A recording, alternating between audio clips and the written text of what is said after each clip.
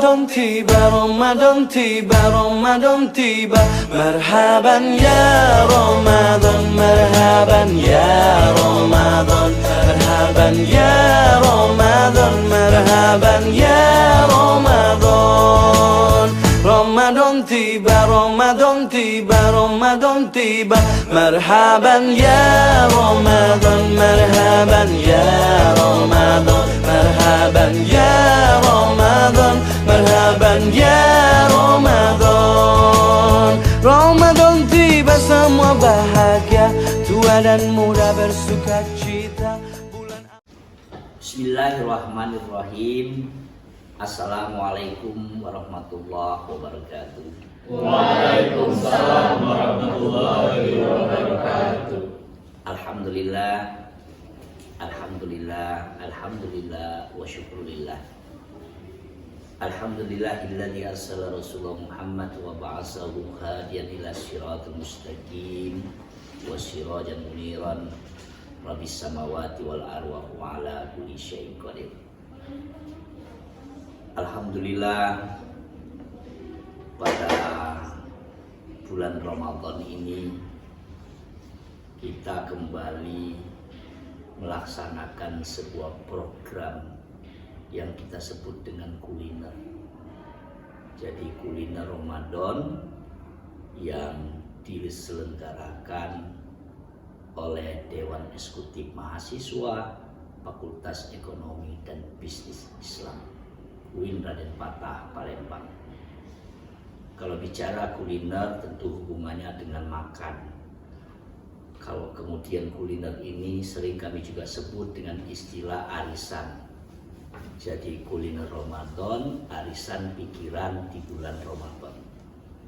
Pertama-tama mari kita bersyukur kepada Allah Subhanahu wa taala yang telah memberikan kita berbagai macam rahmat, maghfirah, dan berkhusus juga kesehatan, sehingga kita semua masih bisa merasakan senyuman, kesejukan, kedamaian yang ada di alam ini.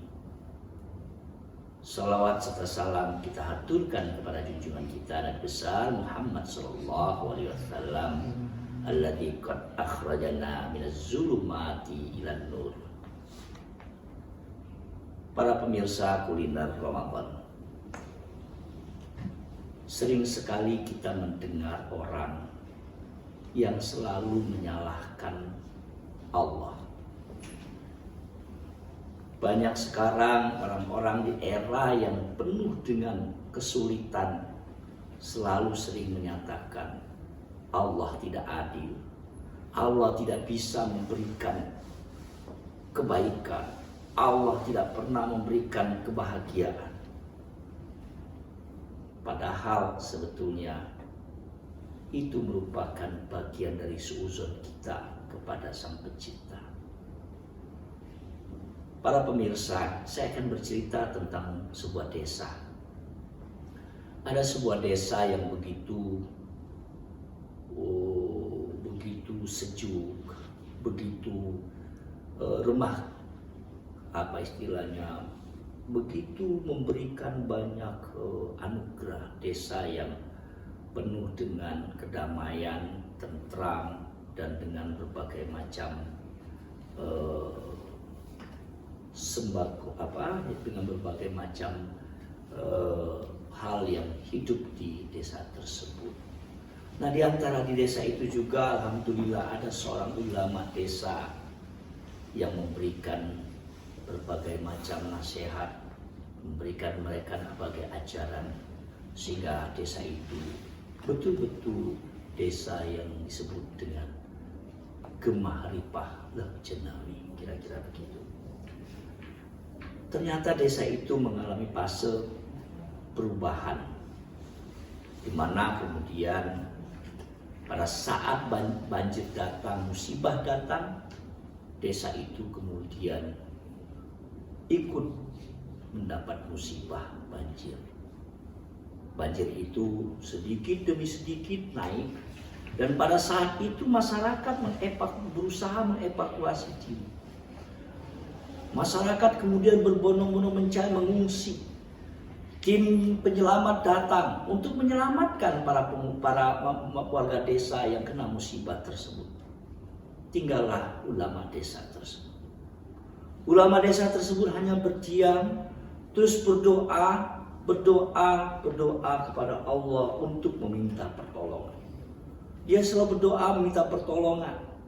Kemudian datanglah tim evakuasi, tim penyelamat dari dari pemerintah, termasuk kemudian masyarakat desa yang ingat kepada ulama tersebut membantu untuk mengevakuasi. Tapi apa yang terjadi? Sang ulama mengatakan, tidak usah kau bantu aku butuh, aku hanya berharap Tuhan akan memberikan pertolongan kepadaku. Teruslah akhirnya banjir air itu terus naik. Kemudian tim SAR datang lagi mencari sisa-sisa yang masih ada di dalam rumah. Sampai kemudian ke rumah ulama desa tersebut. Terus diminta untuk segera menyelamatkan diri karena air sudah semakin naik.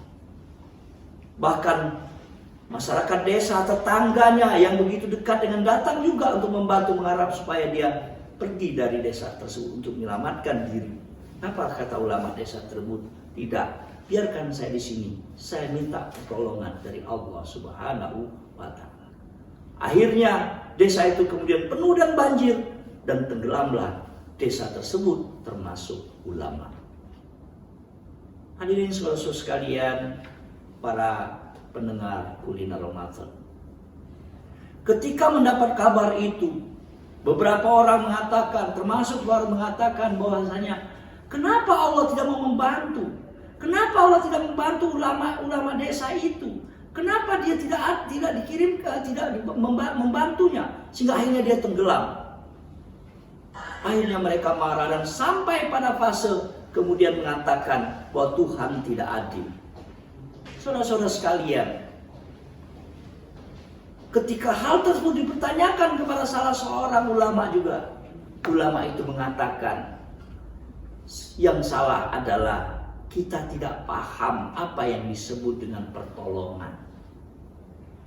Padahal ketika para tim penyelamat datang untuk membantunya, ataupun orang dari tetangganya untuk membantu mengungsi, itu sebetulnya adalah fase pergantian, perubahan, sebuah fase di mana Allah telah mengirimkan orang untuk membantu menyelamatkan.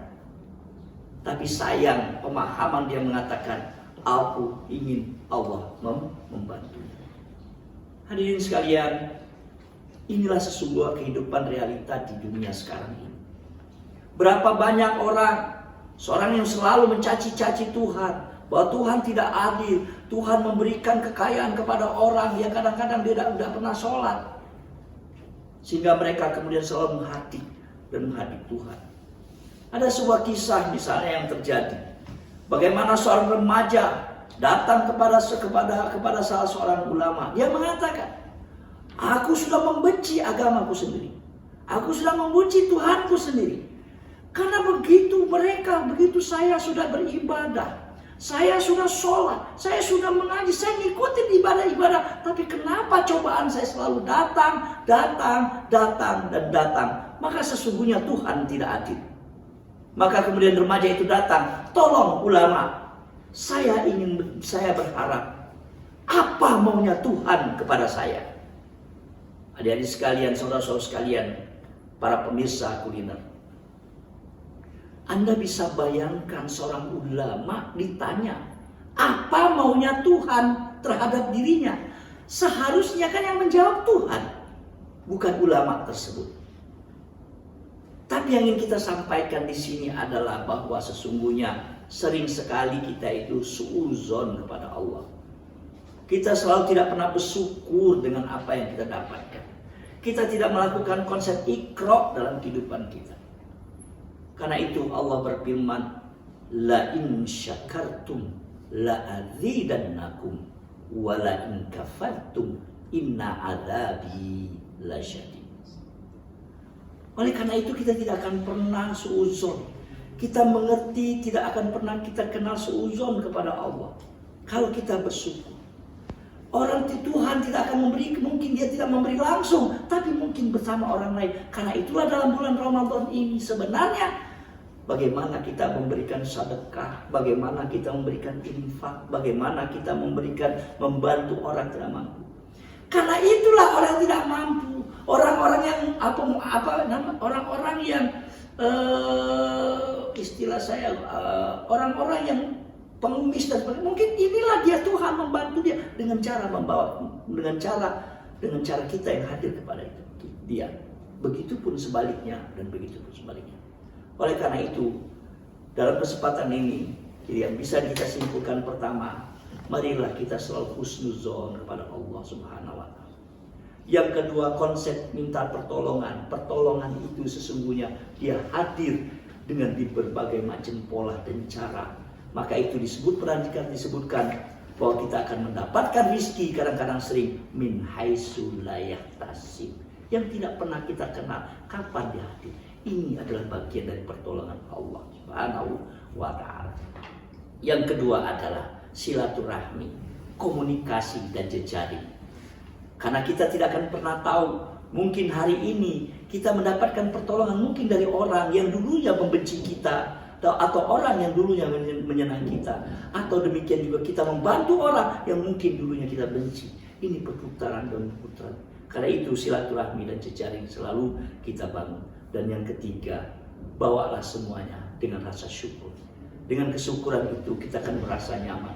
Dengan kesyukuran itu kita merasa bahwa apa yang diberikan oleh Allah Subhanahu wa taala itu merupakan anugerah yang memang sudah sampai pada kita. Ya. Boleh kita bermimpi setinggi langit, tapi mari kita berusaha menjadi orang yang realistis, yang bisa melihat perkembangan.